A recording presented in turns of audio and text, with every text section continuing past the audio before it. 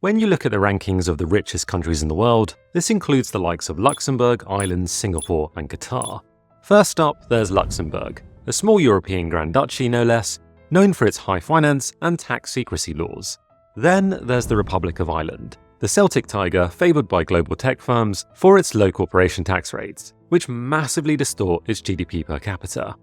Moving over a few thousand miles, and you have the Gulf state of Qatar, which sits on some of the largest natural gas reserves in the world, and a handy sovereign wealth fund owning everything from stakes in the Empire State Building, Volkswagen, to the luxury department store Harrods. Even further to the east, across the vast Indian Ocean, and you have the miracle economy of Singapore, a tiny island peninsula with no natural resources but at the centre of global finance and international shipping. Also, an economy I covered some years ago. But none of these economies have gambled their futures, quite so literally, as the small tropical economy of Macau has, a nation of only 695,000 people, which is at the very heart of one of the fastest growing industries in the world: professional gambling. According to the World Bank's own data, Macau was consistently in the top 2 rankings for real GDP per person throughout the entirety of the 2010s, and that's a title that no other country has managed to achieve in decades. The trouble with measuring wealth in such terms, though, is that they're just a bit, well, academic. Numbers on a page. It's the actual stories behind the numbers which is far and away more interesting. If you're enjoying the video, why not sign up to our free newsletter Ripple Report in the description below. A 5-minute read twice a month, shining a light on the less talked about secondary impacts, or ripples, of global economic events. Link in the description below. Now back to the video. After all, how did a tiny coastal economy of just 30 square kilometers, not known for its finance, tech firms, or natural resources, do it? The easiest thing to say would be that Macau got here because of casino money, but that would be doing Macau's long and exciting history a massive disservice. And we're talking about everything from colonial empires, Austrian warships, smugglers, tycoon billionaires, eye-watering levels of shady money transfers, and of course, China's long-term ambitions. As always, the answers to this and more depends upon the questions asked. So, why does Macau even exist? To answer this question, we have to go back in time, all the way back to the 16th century, in particular 1557, when China was ruled by the Ming dynasty and Portugal was entering the age of European discovery. Rocking up to the Chinese coast, Portugal had stumbled upon 55,000 square kilometers of low-lying land which made up the Pearl River Delta. The perfect position to commence trade in silver for silk, transporting goods all the way back to Portugal's vast trading empire. At this point, Macau was a small village, more a collection of islands and swamplands which would only form the Macau we know today through centuries of extensive land reclamation projects. Nonetheless, Portugal looked at the swampland and saw a huge opportunity, as no other Western power had been granted trading rights with the powerful Chinese Empire. Only after years of informal trade did Portugal secure a trading post in exchange for an annual rent of 500 silver coins, which is exactly where things start to get interesting. From the Chinese emperor's viewpoint, he maintained sovereignty and authority over the land, so all was well. However, Chinese locals and foreign traders saw things very differently. This trading post was an unparalleled opportunity at a time when most people lived and died in the village they grew up in. A chance to become insanely wealthy and spend some of that money on basic street games. But the main focus of Macau's wealth for almost the first 300 years of its existence was not gambling, but trade, something which would change very abruptly. How did Macau first emerge as a gambling centre? Portugal turning Macau into a gambler's paradise was more to do with external events than Portugal being super keen to host business conferences and slot machines. As with most things in history, this had a lot to do with the British Empire. Or, more specifically, Britain gaining Hong Kong from China on a 150-year lease, creating the largest European colony along China's coastline. You see, unlike the Britain of today, back then it was the world's preeminent power, a global empire on the ascendancy, which created a bit of a problem for Portugal, who by 1841 were no longer a big power. From that point on, the vast majority of trade went through Hong Kong, all under the watchful eye of the British Navy, of course. In turn, this meant that Little Macau quickly became a second-class colony, with even Portuguese traders themselves leaving for Hong Kong. Given this, it wasn't long before Macau fell on hard times. Faced with dwindling government revenues, the Portuguese authorities had to turn to a tried and tested business plan: gambling. Or actually, government-backed gambling. But why only start seriously gambling now? Well, up until that point, Portugal had lived in fear of the Chinese authorities invading Macau if they did anything they didn't like. All that changed, however, with the heavy losses China suffered during the First Opium War with Great Britain, culminating in the Treaty of Nanking. This left China at the bad end of a pretty bad deal. Britain got Hong Kong, China opened up its ports, and basically didn't have much say. Oh, and Britain continued to get tea and sell opium. It's no wonder then that the period is known in China as the beginning of the Century of Humiliation. And given that context, Portugal gambled that China would turn a blind eye to their state-approved gambling, which is exactly what happened. Even at this stage though, Macau's gambling was still in the small leagues. All of this would change, however, when the Tycoons came along. What role did Tycoons play in transforming Macau? Tycoons are by definition a wealthy or powerful person in business or industry, though the word actually derives from the Japanese Tycoon, which means great lord. And this dual definition is probably the best way to sum up the tycoons who ran and transformed Macau's gambling industry. By the 1930s, with an industrializing world and growing middle merchant class, Portugal had decided to grant exclusive rights to run gambling in Macau, creating a real tycoon monopoly. The first concession went to the Hen Company, ran by a man, and I'm not making this up, called Fok Chi Ting. And yes, I know I butchered that pronunciation, but you have to admit it's an interesting name given his choice of career. Under the security of a monopoly, the Hen Company invested heavily in gambling, with their core concern being how to attract wealthy clients from Hong Kong, coming up with all sorts of ingenious ways, like buying an old Austrian cruiser and converting it into a Great Gatsby-style pleasure boat. Unfortunately for our first tycoon, just 7 years later, he fell out with his business partners and after withdrawing his shares from the company, conveniently died. Perhaps not the best gamble after all. But not to be missing out on lucrative license revenues, Portugal put the license up for grabs again, this time granting it to the Hen Company on a near 25-year lease. This was no random allocation. The company was already deeply connected to underground gambling rings in the neighbouring mainland province, as well as dominating the pawnshop business in Macau itself. Unlike its predecessor, the company wouldn't need to buy Austrian warships to attract customers. Soon, business would come to them. You see, Macau's ideal location made the region a primary target for the Japanese Empire during World War II. In December 1941, the Empire of Japan marched into Hong Kong, where an estimated 400,000 people fled to the neighbouring neutral Portuguese-run Macau. This disaster created an ideal opportunity. And out of every disaster, there is opportunity. Hundreds of thousands of people, including many upper and middle class families with all the physical wealth they could carry, all crammed onto a small island colony full of casinos for years. In truth, the micronation's economy suffered greatly during the war years.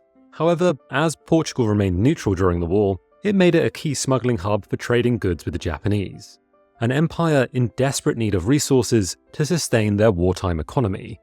Virtually all of Macau's revenue during this period came from smuggling and gambling, with smugglers able to become insanely rich in the process. Which conveniently introduces us to our third and final tycoon, Stanley Ho. Stanley Ho arrived in Macau in 1941, fleeing Hong Kong with $10 in his pocket. Within a year, he was a millionaire.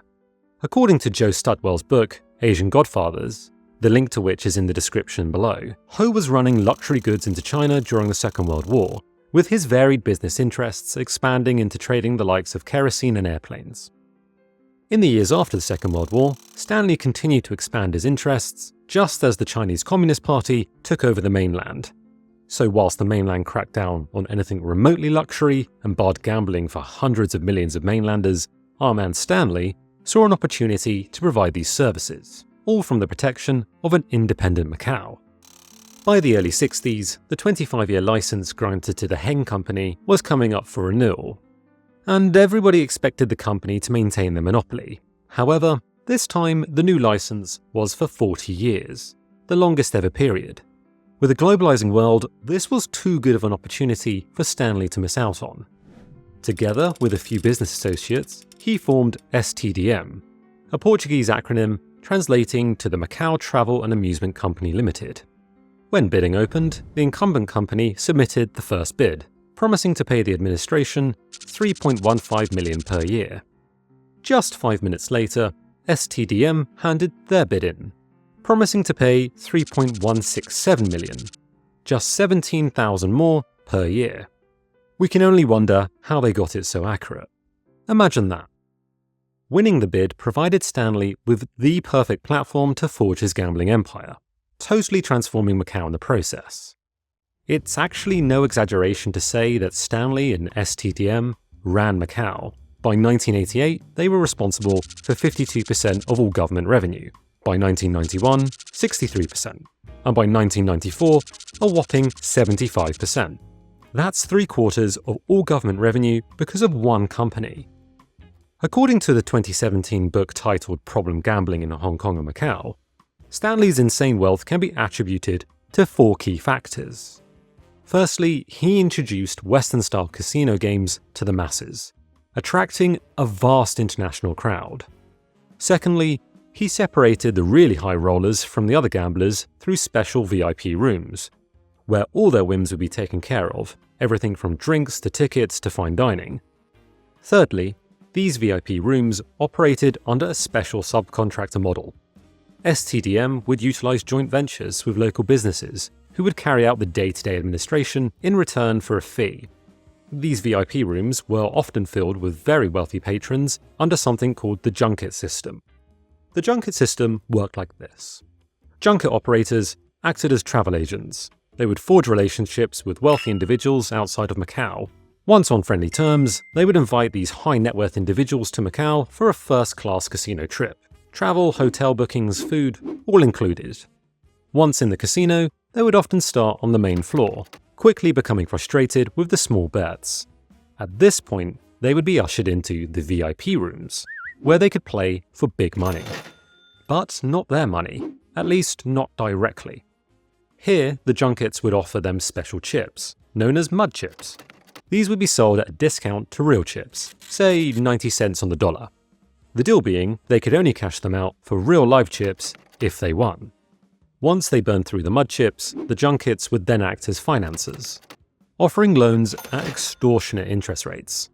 The problem was that these activities were, shall we say, grey areas, with no way for the junket operators to legally recover the losses.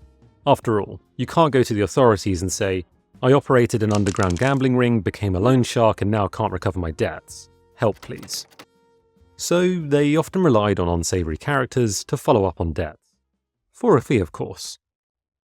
Surprisingly, Stanley Ho wasn't a massive fan of gambling for his nearest or dearest. In an interview with Far Eastern Economic Review in 1999, he said, "I have always told my children and my good friends, for God's sake, never gamble heavily. And if you can avoid it, don't ever gamble." Wise advice, Stan.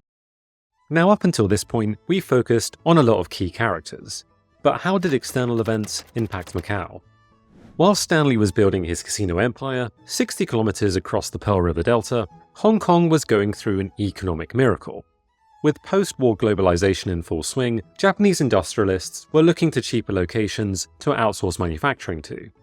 First going to Hong Kong, and from there, Hong Kongers setting up in Macau. In particular, setting up in textiles. During the 60s and 70s, Hong Kong had benefited from generous low-tariff quotas on textile exports to Western nations, all to encourage economic development. As its population became richer, these concessions were scaled back just as the labour costs rose, thereby forcing employers to find cheaper and lower tariff locations such as Macau. Given this economic incentive, by the 1980s, it was manufacturing and not gambling which was Macau's main industry, producing not only textiles though, but also toys, shoes and fireworks amongst a range of other goods. With all this money and investment flowing into the microstate, it wasn't long before high-rise construction followed, further boosting the economy just at the same time that the mainland was opening up. However, just like Hong Kong, Macau's textile industry and jobs were entirely quota dependent, meaning that as Macau's GDP rose, its tariff-free quotas were wound down, virtually disappearing by the 90s. So to recover, what Macau needed was stability, but what it would get was anything but stability. The 90s coincided with the Asian financial crisis, the handover of Hong Kong to China, and then in 1999, the handover of Macau itself. This instability helps partly explain why GDP fell consecutively for 4 years, just as unemployment surged from a low of 1.5% in 1989 to a record high of 7% in 2000. Leading us nicely onto our next question. How did China make Macau bigger than Vegas? After the handover to China in December 1999, it was uncertain how the mainland would steer the small state under a one-country, two-systems approach. The 40-year monopoly that Stanley and STTM had enjoyed was going to expire in 2002, a licensing system that by and large had been a success, and one which promised a guaranteed return in the future. China, on the other hand, had much bigger plans for Macau, plans which a monopoly just didn't fit with. So the monopoly became an oligopoly. Whilst STTM would keep their license, they would have to do that as part of a group, competing with 5 other casino operators. Together, these 5 casinos would go on to set up and operate over 39 different casino branches, operating a franchise system of satellite casinos across the tiny nation. And this was no bad thing. Crucially, they would help turn Macau from a refined Monte Carlo-style casino operation into a Vegas on steroids. Almost immediately, the 5 new operators began building their first casinos on Macau's North Island, known as the Macau Peninsula. But if they wanted to take Vegas's crown, Macau would need 2 things above all else: customers and space. To help facilitate this, the Chinese central government launched a new visa, relaxing prior restrictions on Chinese mainlanders traveling to Macau. This enabled selected mainland residents to apply for a 7-day visa, whereas before they were restricted to business or group tours. This alone increased visitor numbers by almost 5 million. So with demand taken care of, Macau needed more supply. More slot machines, casino halls, VIP rooms, and most importantly, entertainment, as the casinos knew that the only way to beat Vegas was by being able to match its sprawling mini-cities of gambling pleasure. Unfortunately for Macau though, space was limited, and would therefore require the most extreme of measures. You see, Macau is made up of a series of islands, with the historic north of Macau being the main centre for centuries. In comparison, the south of Macau, an area called Cotai, was far less densely populated, home to mainly swampland. By draining more than 5 square kilometres of swampland in Cotai, this increased the livable area of Macau by a staggering 20%, and before long, all the casino operators were snapping up plots to build mega casinos, raising lucrative land sales for the Macau government in the process. And all this extra land explains why Macau is home to the largest casino in the world, the Venetian. At 456,000 square foot, with over 3,000 hotel rooms. In fact, Macau is home to 7 of the top 10 casinos worldwide, all built on the former swampland. Interestingly enough, when it comes to comparing against America, America's largest casino isn't even in Vegas, but in Oklahoma, with America's 2 other top 10 casinos also located out of Nevada. By overcoming such demand and supply challenges, it didn't really take long for Macau to steal Vegas's crown as gambling capital of the world, before rising to an insane $45 billion in 2013, a more than 7-fold increase on Las Vegas. However, sometimes too much of a good thing can be a problem in and of itself. What price was paid for Macau's wealth? When discussing the price paid for its wealth, it's important to ask who has paid the price. And in Macau's case, perhaps nobody has paid a higher price than the Chinese mainlanders.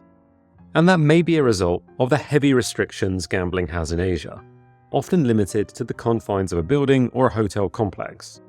Definitely not embracing full-blown casino capitalism as main government policy. With nearly 90% of Macau's tourists either coming from mainland China or Hong Kong in 2006, a Chinese research study estimated that if you accounted for the very large and crucially underground gambling economy, then Chinese mainlanders were losing a staggering $87 billion every year from gambling in Macau alone. A number much larger than the officially reported figures. To put that in context, these losses as a GDP would have made mainland losses the 57th largest economy in the world that year, somewhere between Puerto Rico and Bangladesh. Clearly an issue. So to prevent the Chinese economy becoming a full-blown gambling one, the Chinese central government tightened the visa quotas in 2008, permitting mainlanders to visit Macau just once every 3 months, which also led to a clear downturn in Macau's GDP, admittedly also coinciding with the financial crisis. Something further highlighted by China's 2014 crackdown on corruption. China, at face value, had always imposed strict capital controls and money leaving the country, though Macau had always been used as an easy backdoor to getting large sums of money out of the country, cleaned through the casino floors and then deposited into bank accounts across the world. Despite measures to curb gambling, whether they be direct ones like visa restrictions or indirect ones like the corruption crackdown, Macau's economy is as dependent on ever on gambling. In fact, its dominance over the workforce grew from 10% in 1999 to 24% in 2016, whilst manufacturing went in reverse, down from 22% to just 2% over the same period of time. And it's this absolute dominance that explains why Macau's answer to the Las Vegas Strip, that being the Cotai Strip we mentioned earlier, has virtually all been occupied by casino operators, which is obviously logical, until you note that the initial plans were to build some 150,000 houses on the reclaimed swampland. So great has been the land demand for casino space that the Macau government has had to lease extra land in mainland China to move the University of Macau to in 2009. In fairness, as a result of such extreme demands for its land, it's no wonder the government has heavily restricted any future casino development. Or they could just make the island one big mega casino to save the hassle. Half-baked ideas aside, despite moves to ease land pressures, an estimated 80% of the area's almost 700,000 inhabitants are still squeezed into the smaller northern island, making Macau the most densely populated country/special administrative area on the planet, ranking higher than Monaco, Singapore, or Hong Kong. Note though that I said country. If you were to look at the most crowded cities, Macau wouldn't even rank in the top 10, with Manila in the Philippines taking the top spot. As a side note, the world's 3 most crowded cities are actually in the Philippines. Fun fact. Trivia aside, Macau's population shows absolutely no signs of slowing, thanks to its extremely generous tax policies, all financed by the 35% tax leveled on gambling profits and an additional 5% surcharge to fund local initiatives, both on top of the millions already paid by the casino operators in concessions. In all fairness to the government though, gambling's dominance is something it is acutely aware of, being hard to ignore the fact that its GDP collapsed in 2020 by more than 50%, before rebounding 80% in 2023, highly correlated to the travel restrictions from its main consumer base in China, a clear show of its extreme dependence. To help address this imbalance, the latest licenses for casino operators require them to spend millions of dollars in diversifying the economy, mainly through entertainment and conferences. But this is unlikely to be enough, putting Macau in a catch-22. On the one hand, its wealth is almost entirely driven by casino capitalism, but on the other hand, such dependency creates a systemic threat to its entire way of life, which is ultimately why Macau is such a fascinating economy to explore, and why I chose to make this video. Now, if you've been watching for this long, as a bonus, you may have noticed an Easter egg somewhere in the video, providing a clue on the next topic. Let me know in the comments if you can find it. This has been my longest video to date, and I could have made it much longer, even if that gives me nightmares over editing. If you enjoyed the video, please consider dropping a like, sharing, and letting me know your thoughts in the comments below. Until next time, stay curious.